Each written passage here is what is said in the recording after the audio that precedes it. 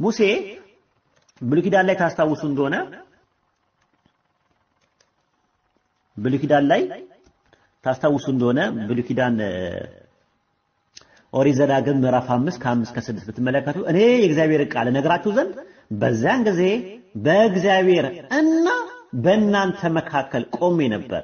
እናንተ በሳቱ ምክንያት ፈርታችኋል፣ ወደ ተራራው አልወጣችሁም። እርሱም አለ ያ ፈጣሪ ማለት ነው ከግብጽ ምድር ከባርነት ቤት ያወጣችሁ ያህዌ አምላክ እኔ ነኝ። ስለዚህ መሃል ላይ ሆኖ የሚያስተላልፍ ማለት ነው መካከለኛ። ሙሴ በአንድ አምላክና በሕዝቦቹ መካከለኛ እንደነበረ ሁሉ ኢየሱስም በአንድ አምላክና በሰዎች መካከል ያለ መካከለኛ ሰውና ነብይ ነው። አንደኛ ጢሞቴዎስ ምዕራፍ 2 ቁጥር 5 ላይ አንድ አምላክ አለና፣ ግሪከኛው ቴዎስ ነው የሚለው፣ እንግሊዘኛው there is only one God፣ አንድ አምላክ አለና። በአንድ አምላክና በሰዎች መካከል ያለው መካከለኛ ደግሞ አንድ አለ። ስለዚህ በሰዎችና በፈጣሪ መካከል ያለው መካከለኛ የሰውና የአምላክ ቅይጥ ነው ይላል? ኖ አይልም እንደዛ። ምክንያቱም ሙሴም መካከለኛ ተብሏል። ሙሴ የአምላክና የሰው ቅይጥ ነው እንዴ? አይደለም። ስለዚህ ምንድነው ያ ሲባል እርሱ አሁን መካከለኛ ምን እንደሆነ ሊገልጽልን ነው። ሰው የሆነው ኢየሱስ ክርስቶስ ነው አለ። ዘማን ጂሰስ ክራይስት ሰው ነው ያለው። በአንድ አምላክና በሰው መካከል ያለው መካከለኛ የአምላክ ሁለተኛው አባል፣ የአንዱ አምላክ ሁለተኛው አባል ሰከንድ ፐርሰን ኦፍ ትሪኒቲ ወይም የሥላሴ ሁለተኛው ሰከንድ ፐርሰን ጋድ ሄድ ሳይሆን ሰው ነው ያለው ብሎ ነው የሚያስቀምጠው። ኢየሱስን በማርቆስ ወንጌል ምዕራፍ 6 ቁጥር 4 ላይ ነብይ ከገዛ አገሩ ከገዛ ዘመዶቹ ከገዛ ቤቱ ሳይከበር አይቀርምና በማለት ነብይ ብሎ ራሱን አስቀምጧል ማለት ነው። ለዛ ነው ህዝቦች ሲያገኙት ማቴዎስ ወንጌል ምዕራፍ 21 ቁጥር 11 ላይ ዘ ፕሮሚስድ መሳያ ብሉይ ኪዳን ላይ የነበረው መሳያ ነው ብለው ሲቀበሉ ብሉይ ኪዳን ላይ የነበረው መሳያ የሚጠብቁት ነብይ እንጂ እና ንጉስ እንጂ ፈጣሪ ነው የሚመጣው ብለው አያምኑ። ፈጣሪ የሚልከው ነብይ ነው። ለዛ ነው ህዝቡም ከገሊላ ናዝሬት የመጣ ነብዩ ኢየሱስ ነው ብለው አሉ። የሉቃስ ወንጌል ምዕራፍ 24 ቁጥር 19 ላይ የኤማውስ መንገደኞች ሲናገሩ ምንድነው ያሉት? ይህ ምንድነው አላቸው። እነርሱም እንዲህ አሉ፣ በእግዚአብሔር እና በህዝቡ ፊት በሥራና በቃል ብርቱ ነብይ ስለነበረው ስለ ናዝሬቱ ስለ ኢየሱስ ነው አሉ። የናዝሬቱ ኢየሱስ ምንድነው? በእግዚአብሔርና በህዝቡ ፊት ብርቱና በቃልና በሥራ ብርቱ የሆነ ነብይ ነው እንጂ ሌላ አይደለም። በእግዚአብሔርና በህዝቡ መካከለኛ ምንድነው ያለው ሲባል ብርቱ የሆነ ነብይ ነው የሚያስተላልፍ የነበረው። ከእግዚአብሔር ሰምቼ የነገርኳችሁ ሰው ነኝ ብሎ ሲናገር የነበረ ነብይ ነው ማለት ነው። እሺ ታዲያ ኢየሱስ የማን ነብይ ነው ስንል መልሱ የአንድ አምላክ ነብይ ይሆናል። ኢየሱስ ነብይ ከሆነ ፊሽካው ተነፋ በቃ። ከዚያ በኋላ አምላክ ነው አልያም የአምላክ ሁለተኛው አባል ነው ከተባለ ተውኔትና ቁማር ነው የሚሆነው፣ ድራማ ነው የሚሆነው። የማን ነብይ ነው ብላችሁ ጠይቋቸው ሰዎች የአምላክ ነብይ ነው። ያ አምላክ ማን ነው? አብ ስንት አምላክ ነው? አንድ አምላክ። ስለዚህ ከአንድ አምላክ ውጪ ሌላ አምላክ የለም። አንደኛ ቆሮንቶስ ምዕራፍ 8 ቁጥር 4 ላይ ከአንዱ በቀር አምላክ እንደሌለ እናውቃለን አለ። ቁጥር 6 ላይ አንድ አምላክ አብ አለን ነው። ስለዚህ አንድ አምላክ አብ አለን ካለ አብ ወልድ መንፈስ ቅዱስ አንድ አምላክ ናቸው የሚል የለም። አንድ አምላክ አለ። ኤፌሶን ምዕራፍ 4 ቁጥር 6 ላይ ከሁሉ በላይ የሚሆን አንድ አምላክ የሁሉም አባት አለ። ስለዚህ የአንድ አምላክ የሁሉም አባት የሁሉም ምንጭ ኦሪጂኔተር አስገኚ አንድ አምላክ ብቻ አለ። ያሱ አብ ምንለው ኢየሱስ አብ ካልሆነ ያ አንድ አምላክ የሚባለው ሌላ ነው ማለት ነው። ኢየሱስም ሌላ ነው ብሏል እኮ። ራሱ ነው የምትሉት ወይም ሁለተኛ አባል ነው የምትሉት እናንተ ናችሁ። ስለዚህ ሌላ ነው ብሎ ነው ያለው ኢየሱስ ያሰመረበት። ሌላ another of different kind የሆነ ማለት ነው። ትንቢተ ሚልክያስ ምዕራፍ 2 ቁጥር 10 ላይ ለሁላችን አንድ አባት ያለ አይደለምን?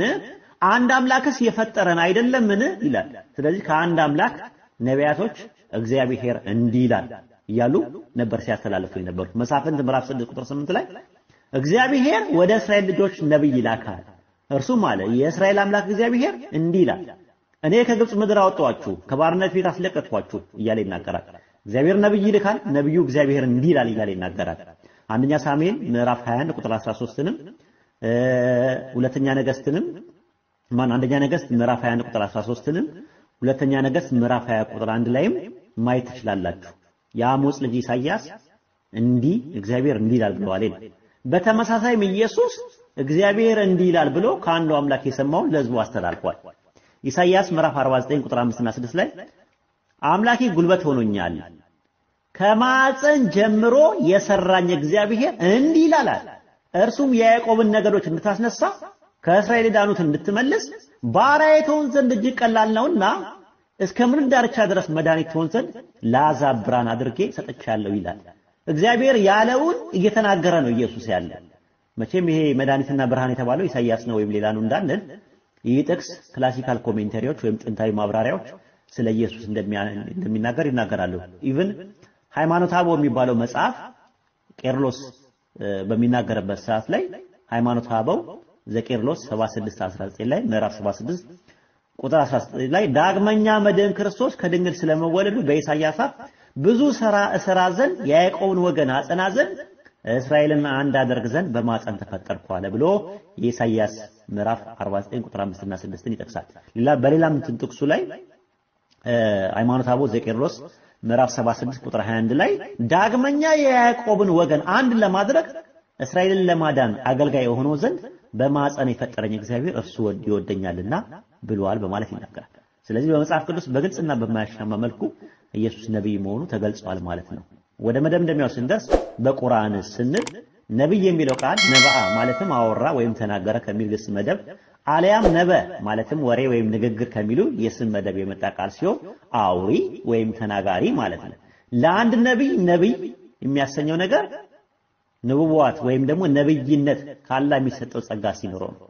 በሱረቱ አሊ ኢምራን ምዕራፍ 3 ቁጥር 79 ላይ ለማንም ሰው አላህ መጽሐፍና ጥበብን ነብይነትን ሊሰጠውና ከዚያ ለሰዎች ከአላህ ሌላ ለኔ ባሮች ሁኑ ሊል አይገባው ይላል።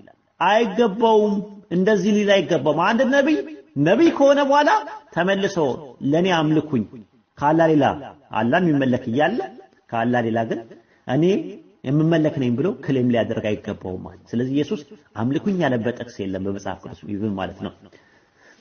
ኢየሱስ ነብይ ለመሆኑ በግልጽና በማያሻማ ቀጥተኛ የሆነ አሻሚና አዋዛጋቢ ያልሆኑ የቁርአን ጥቅሶች አሉ። ሱረቱ አሊ ኢምራን፣ ሱረቱ መርየም ምዕራፍ 19 ቁጥር 30 ላይ ያው ነብይ አድርጎኛል የሚለው ነገር ማለት ነው።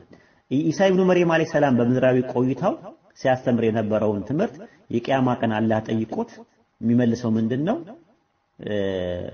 በሱረቱ ማይዳ ምዕራፍ 5 ቁጥር 116 ላይ ታገኙታላችሁ። በእርሱ ያዘዝከኝ ቃል ጌታዬ ጌታችሁ አላህን አምልኩ ማለት እንጂ ለነርሱ ሌላ አላልኩም ማለት።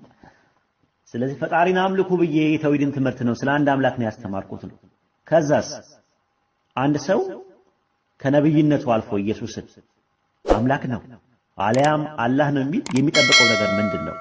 ሱረቱ ማይዳ ምዕራፍ 5 ቁጥር 72 ላይ እነዚያ አላህ እርሱ የመርየም ልጅ አልመሲሳ ነው ያሉ በእርግጥ ካዷል፣ ኩፍር ነው አለ፣ ክህደት ነው አለ።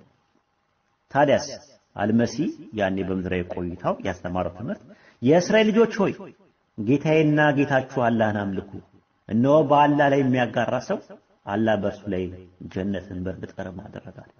አላህ የጀነት ሰዎች ይበለን። መኖሪያው እሳት ነው አለ። አላህ ከጀሃነም ይጠብቃል። ለበዳዮች ምንም ረዳት የላቸውም ይላል። ስለዚህ እዚህ ግሩፕ ውስጥ ያላችሁ ክርስቲያኖች የምነግራችሁ ነገር ምንድነው? ቀኑ ሳይመሽ የሞት ቀን ሳይመጣ አሊያም ደግሞ ቂያማ ከመቆሙ በፊት ሁላችሁም ወደ አላህ ተመለሱ። አንዱን አምላክ ሕያው የሆነውን አንድ አምላክ ነው ያለው።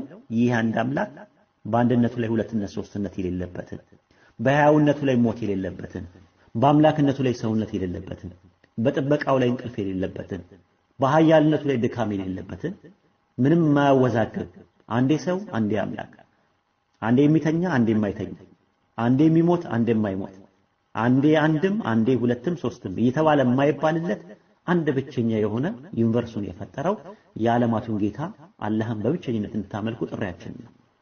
ብዙ ሰዎች ሳያውቁት አሁን በቅርብ ጊዜ አህመዲያ የሚባል አንድ ግሩፕ ነበር፣ ቃዲያኒ አህመዲያ የሚባል እዛ ውስጥ የነበረ ልጅ ከጊዜ በኋላ ወደ ክርስትና መጥቶ ከሙስሊም ነበርኩኝ እያለ ሲዋሽ ሲያጭበረብር ምን ሲል በጣም የነበረ ሰው ነበር እና በጣም ነበር መከታተለው የነበረው። በጣም ዲቤት ያደርጋል ከሙስሊሞች አፖሎጂስቲክስ ወይም ደግሞ የአቃቤ እምነት የሙስሊም አቃቤ እምነት እንትኖች ጋር እና ብዙ ጊዜ ውይይት ያደርግ ነበረ።